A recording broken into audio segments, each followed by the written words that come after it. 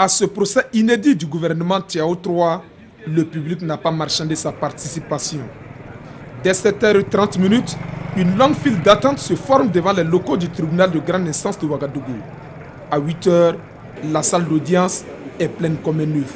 Et ce, malgré le temps menaçant. Pour les acteurs de la société civile, fortement mobilisés ce matin, le jeu en valait la chandelle. En attendant l'ouverture du procès, ce sont les retrouvailles entre anciens membres du gouvernement, chefs militaires et participants.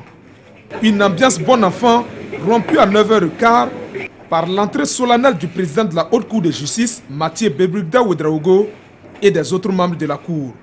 Le procès tant attendu s'ouvre. Pour certains, c'est un grand jour. Ce procès, ce matin, nous sommes venus pour assister à l'ouverture de ce dossier devant la Haute Cour de justice qui vient de terminer. Et nous pensons que nous sommes très contents.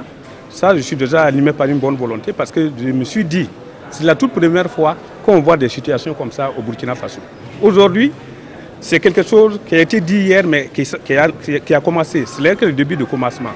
Et nous espérons que cette Haute Cour de justice va faire son travail. Si ce procès, à travers les interpellations individuelles des membres du gouvernement, permet de comprendre les défauts de la gestion d'État, c'est déjà quelque chose. Je souhaite que par-delà le droit qui sera dit, par-delà ce qui va sortir du procès, que les résultats rencontrent le sentiment populaire. C'est cela qui est important. Ce procès est également celui des témoins célèbres et des grands noms du barreau burkinabé. Le 4 mai prochain, les débats devront donc s'ouvrir sur la responsabilité du gouvernement Tiao III dans la répression de l'insurrection d'octobre 2014. Et les insurgés d'hier n'entendent pas marchander leur présence au palais de justice pour suivre de plus près le déroulement des audiences avec cette attente cruciale de voir la manifestation de la vérité sur les événements d'octobre 2014.